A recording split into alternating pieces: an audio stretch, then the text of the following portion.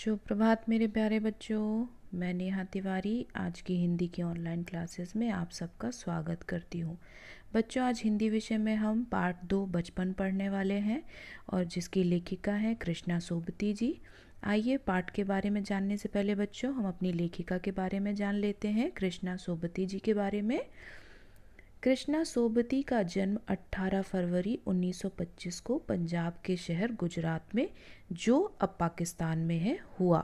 50 के दशक से आपने लेखन आरंभ किया और आपकी पहली कहानी लामा 1950 में प्रकाशित हुई। आप मुख्यतः उपन्यास, कहानी, संस्मरण विधाओं में लिखती हैं। आइए बच्चों आगे देखते हैं इनकी क्या क्या मुख्य कृतियां हैं। डार से बिछड़ी, जिंदगी नामा, मित्रों मरजानी, हम हशमत आपकी मुख्य कृतियां हैं, इनकी मुख्य रचनाएं हैं।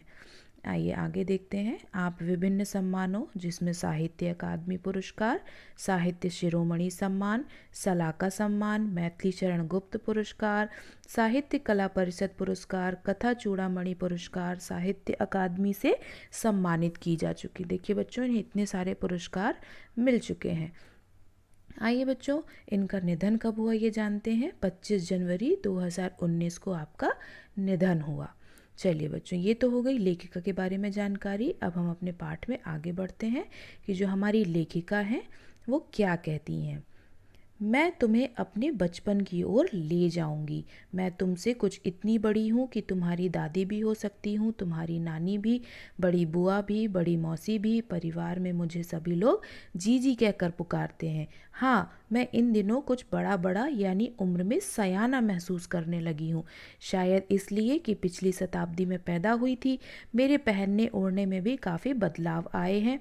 पहले मैं रंग बिरंगे कपड़े पहनती रही हूँ, नीला, जामुनी, ग्रे, काला, चॉकलेटी। आइए बच्चों शब्दार्थ देख लेते हैं। जीजी का अर्थ होता है बड़ी बहन, सयाना का अर्थ होता है बुजुर्ग और शताब्दी अर्थात 100 वर्षों का समय। यहाँ पे देखिए बच्चों, जो लेखिका हैं कृष्णा सोबती जी हैं, वो अपने बचपन की कुछ यादों के बारे में आपको इस पाठ में बता रही हैं। वो क्या कहती हैं कि मैं इतनी बड़ी हूँ कि आपकी दादी, नानी, बुआ, मौसी, परिवार की कोई भी इस तरीके की जो बुजुर्ग सदस्य होती हैं उनमें से हो सकती हूँ, और उन्हें परिवार के जो लोग हैं वो जीजी अर्थात बड़ी बहन कहकर पुकारते हैं। और इस समय वो क्या कर रही हैं, बड़ा बड़ा उम्र में बहुत ही सयाना अर्थात बुजुर्ग महसूस करने लगी हैं। क्यों? क्योंकि वो पिछली शताब्दी मतलब काफ़ी बुजुर्ग हो चुकी हैं ना, उनकी उम्र जो है वो काफ़ी हो चुकी है। वो अपने यहाँ पे पहनावे के बारे में बता रही हैं कि वो रंग बिरंगे कपड़े पहनती रही हैं, और उन्होंने यहाँ पे देखिए विभिन्न कलर के बारे में, जो रंग हैं उनके बारे में भी बताया है। आइए आगे देखते हैं पाठ में वो किस प्रकार के, अरे वाह, यहाँ पर तो बच्चों देखिए बहुत सारे वस्त्रों के बारे में लगता है बात की जा रही है। विभिन्न प्रकार के वस्त्र यहाँ पर दिखाई दे रहे हैं। चलिए देखते हैं। अब मन कुछ ऐसा करता है कि सफ़ेद पहनो, गहरे नहीं हल्के रंग। मैंने पिछले दशकों में तरह तरह की पोशाकें पहनी हैं। पहले फ्रॉक, फिर निक्कर वॉकर, स्कर्ट, लहंगे, गरारे और अब चूड़ीदार और घेरादार कुर्ते। आइए बच्चों शब्दार्थ देखते हैं। यहाँ पे दशक अर्थात 10 वर्ष का समय, और पोशाक अर्थात पहनने के कपड़े।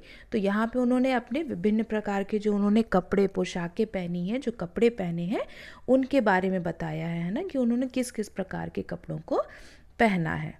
आइए बच्चों आगे देखते हैं लेखिका अपने बारे में और क्या बताती हैं। बचपन के कुछ फ्रॉक तो मुझे अब तक याद हैं। हल्की नीली और पीली धारी वाला फ्रॉक, गोल कॉलर और बाजू पर भी गोल कफ। यहाँ पर भी देखिए बच्चों, वो अपनी कुछ यादगार फ्रॉक के बारे में बता रही हैं कि कुछ पीली और नीली धारी अर्थात लाइन है ना, इस प्रकार की फ्रॉक है, और कुछ गुलाबी रंग की है। एक हल्के गुलाबी रंग का बारीक चुन्नटों वाला घेरदार फ्रॉक, नीचे गुलाबी रंग की फ्रिल। उन दिनों फ्रॉक के ऊपर की जेब में रुमाल और बालों में इतराते रंग बिरंगे रिबन का चलन था। लेमन कलर की बड़े प्लेटों वाला गर्म फ्रॉक जिसके नीचे फर टकी थी। देखिए बच्चों, यहाँ पे उन्होंने किस तरीके से बताया है। दो ट्यूनिक भी याद हैं, एक चॉकलेट रंग का और अंदर की कोटी प्याजी, दूसरा ग्रे और उसके साथ सफ़ेद कोटी। यहाँ पे देखिए उन्होंने विभिन्न प्रकार के अपने कपड़ों, अपने वस्त्रों के बारे में बताया है कि वो किस किस रंग के और किस प्रकार के वस्त्र पहना करती थी। और उनके समय में रिबन का बहुत चलन था, है ना, जो बालों में रिबन लगाए जाते हैं उनका भी बहुत चलन था। और उन्हें अपनी दो ट्यूनिक अर्थात जो स्कर्ट्स होते हैं ना, एक प्रकार का ढीले ढाले जो स्कर्ट्स होते हैं उन्हें हम ट्यूनिक कहते हैं। तो ट्यूनिक भी उन्हें याद है, जो कि उसमें से एक चॉकलेट रंग का था और उसके अंदर की जो कोटी थी वो प्याजी कलर की थी और एक ग्रे कलर का था, उसके साथ सफ़ेद कोटी थी। ठीक है बच्चों, तो यहाँ पे लेखिका जी अपने बचपन की कुछ यादें हैं जो उनके वस्त्रों से जुड़ी हुई हैं, उन्होंने वो बताया है। आइए आगे देखते हैं वो और क्या क्या चीज़ें अपने बारे में बताती हैं। मुझे अपने मोजे और स्टॉकिंग भी याद हैं। बचपन में हमें अपने मोजे खुद धोने पड़ते थे, वह नौकर या नौकरानी को नहीं दिए जा सकते थे, इसकी सख्त मनाही थी। हम बच्चे इतवार की सुबह इसी में लगाते, धो लेने के बाद अपने अपने जूते पॉलिश करके चमकाते। जब जूते कपड़े या ब्रश से रगड़ते तो पॉलिश से में जो चमक उभरने लगती। ठीक है बच्चों, यहाँ पे देखिए लेखिका जी और क्या कहती हैं। सरवर, मुझे आज भी बूट पॉलिश करना अच्छा लगता है। हालांकि अब नई नई किस्म के शू आ चुके हैं, कहना होगा कि यह पहले से कहीं ज़्यादा आरामदेह है। पहले जब नए जूते मिलते उसके साथ ही छालों का इलाज शुरू हो जाता। आइए बच्चों शब्दार्थ देखते हैं यहाँ पे। मनाही, मनाही अर्थात रोक, किसी चीज़ में रोक लगा देना। इतवार अर्थात रविवार। यहाँ पे रविवार के दिन वो किस किस प्रकार के कार्य किया करती थी उन्होंने बताया है कि उन्हें क्या है, अपने मोजे और स्टॉकिंग भी याद है। और उस समय क्या होता था, जो उनके मोजे वगैरह हुआ करते थे वो किसी नौकर या नौकरानी को नहीं दिए जाते थे, है ना। इसके लिए उन्हें बिल्कुल सख्त मनाही थी, अर्थात बहुत सख्त रोक लगाई गई थी इस कार्य पे। वो काम उन्हें स्वयं करना होता था। और उनके यहाँ क्या होते थे, बच्चे जो होते थे, सारे बच्चे क्या करते थे, रविवार की सुबह को यही काम किया करते थे, है ना। सब अपने जूते मोजे सब साफ करना, जूतों में पॉलिश करना, है ना, और जूतों में पॉलिश करके उसकी चमक को बढ़ाने का काम किया करते थे। और यहाँ पे लेखिका जी क्या कहती हैं कि बूट पॉलिश करना उन्हें आज भी अच्छा लगता है। देखिए यहाँ पे सरवर शब्द का प्रयोग किया गया है। सरवर शब्द उन्होंने एक प्रकार से, जैसे हम बात करते करते कहते हैं ना चूंकि, हालांकि, क्योंकि, तो यहाँ पे उन्होंने सरवर शब्द का प्रयोग किया कि उन्हें आज भी बूट पॉलिश करना अच्छा लगता है। और क्या है, आजकल क्या हो गया है, वो बोलती हैं कि आजकल तो बहुत अलग अलग प्रकार के, है ना, नई नई किस्म के प्रकार के शू अर्थात जूते आ चुके हैं। और उन्हें, और वो जूते कैसे हैं, बहुत ही आरामदायक हैं। और वो क्या कहती हैं, पहले जब नए जूते लिया करते थे तो उसमें छाले पड़ जाते थे, है ना, तो उसका छालों का वो इलाज भी वो लोग खुद से स्वयं से कर लेते थे। चलिए देखते हैं आगे लेखिका जी और क्या बताती हैं। यहाँ पे तो विभिन्न प्रकार के तेल दिखाई दे रहे हैं मुझे। चलिए देखते हैं। जब कभी लंबी सैर पर निकलते अपने पास रुई ज़रूर रखते, जूता लगा तो रुई मोजे के अंदर। हाँ, हमारे तुम्हारे बचपन में तो बहुत फ़र्क हो चुका है। हर सनीचर को हमें ऑलिव ऑयल या कैस्टर ऑयल पीना पड़ता। यह एक मुश्किल काम था। सनीचर को सुबह से ही नाक में इसकी गंध आने लगती। चलिए देखते हैं और क्या कहा है। छोटे शीशे के ग्लास जिन पर ठीक खुराक के लिए निशान पड़े रहते, उन्हें देखते ही मितली होने लगती। आइए बच्चों शब्दार्थ देख लेते हैं। फर्क अर्थात अंतर, सनीचर अर्थात शनिवार, गंध खुशबू भी हो सकती है और बदबू भी हो सकती है, खुराक यानी किसी मात्रा की बात की जा रही है, और मितली अर्थात उल्टी। तो यहाँ पे क्या कहा गया है लेखिका के द्वारा कि जब भी वो कभी लंबी सैर पर उन लोग निकलते थे तो अपने साथ हमेशा रुई रखा करते थे, है ना, क्योंकि जो नए जूते या चप्पल हुआ करते थे उस समय वो उन्हें उसमें उनसे छाले पड़ जाया करते थे, है ना। तो जैसे ही उन्हें लगता था कि जूता लगा और फट से उन्होंने क्या किया, मोजे के अंदर रुई रख लेते थे। और वो क्या बताती हैं कि उनके बचपन में और आज के हमारे बचपन में बहुत अंतर आ गया है ना। हर शनिवार को उन्हें क्या करना पड़ता था, ऑलिव ऑयल या फिर कैस्टर ऑयल। कैस्टर ऑयल अर्थात अरंडी का तेल, और ऑलिव तो आप लोग जानते ही हैं, है ना। तो उन्हें इनमें से कोई एक तेल को पीना होता था और ये एक बहुत ही मुश्किल काम था वाकई। और हर शनिवार को क्या होता था, उन्हें सुबह से ही इसकी बदबू है ना, क्योंकि उन्हें तेल की जो सुगंध थी वो पसंद नहीं थी, तो इसके लिए उन्होंने गंध कहा यहाँ पे, बदबू के लिए प्रयोग किया है। और उसकी जो गंध थी वो सुबह से उनको आने लगती थी। और उनके यहाँ एक छोटा शीशे का ग्लास भी था जिसमें क्या होती थी, मात्रा बनी हुई थी, मात्रा के लिए निशान लगे हुए थे। और उन्हें उस ग्लास को देखते ही क्या होने लगती थी, उल्टी आने लगती थी। चलिए बच्चों आगे देखते हैं उन्होंने और क्या कहा है।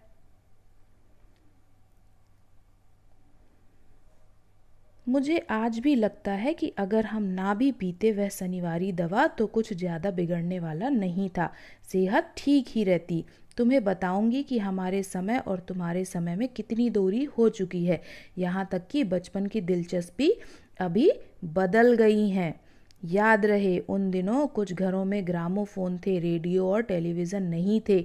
हमारे बचपन की कुल्फ़ी आइसक्रीम हो गई, कचौड़ी समोसा पेटीज़ में बदल गया है। आइए बच्चों यहाँ पे शब्दार्थ देख लेते हैं। दिलचस्पी का अर्थ होता है शौक। यहाँ पे लेखिका क्या कहती हैं कि अगर वो शनिवार को वो दवा ना भी पीती, वो तेल ना भी पीती, तो भी कोई ज़्यादा दिक्कत नहीं होती है ना, उनकी ठीक जैसी सेहत ठीक थी वैसे ही रहती, उसमें कोई खास परिवर्तन नहीं होता है ना। और वो क्या बताती हैं कि उनके समय में और आज के समय में कितने परिवर्तन हो गए हैं। जो लोगों की पसंद नापसंद हुआ करती थी, जो लोगों के शौक होते थे, वो भी बदल गए हैं। उस समय के जो समय था, उस समय लोगों के घरों में ग्रामोफोन हुआ करते थे, है ना, टेलीविज़न या रेडियो नहीं होता था। और आज तो है लोगों के हर घर में टेलीविज़न होता है। और वो क्या कहती हैं कि जो उस समय की कुल्फ़ी थी वो आइसक्रीम में बदल गई है आजकल लोगों की पसंद के हिसाब से, और जो कचौड़ी समोसा थे वो पेटीज़ में बदल गए हैं। वाकई उस समय और आज के समय में तो बहुत अंतर आ गया है, खान पान में बहुत सारे बदलाव हो गए हैं, है ना। तो देखते हैं आइए किस किस प्रकार के बदलाव हुए हैं। सहतूत और फालसे और खसखस के शरबत कोक पेप्सी में। उन दिनों कोक नहीं, लैमिनेट विमटो मिलती थी। शिमला और नई दिल्ली में बड़े हुए बच्चों को वेंगर्स और डेविको रेस्तरां की चॉकलेट और पेस्ट्री मज़ा देने वाली होती। हम भाई बहनों की ड्यूटी लगती शिमला मॉल में ब्राउन ब्रेड लाने की। यहाँ पे उन्होंने क्या कहा है कि जो उस समय शरबत हुआ करते थे वो आज के कोक और पेप्सी में बदल गए हैं, है ना। उन दिनों तो ये सब चीज़ें नहीं मिला करती थी, उस समय लेमनेड और विमटो इस प्रकार के ब्रांड जो हुआ करते थे वो मिला करते थे। और जब वो शिमला और नई दिल्ली में रहते थे तो वो लोग किस प्रकार से चॉकलेट पेस्ट्री खाते थे उसके बारे में उन्होंने बताया। और जब वो शिमला में थी तो वहाँ पे क्या होता था, शिमला मॉल में ब्राउन ब्रेड लाने की उन लोगों की ड्यूटी लगा करती थी, है ना, उनके भाई बहनों की। चलिए आगे देखते हैं और उन्होंने क्या क्या बताया है।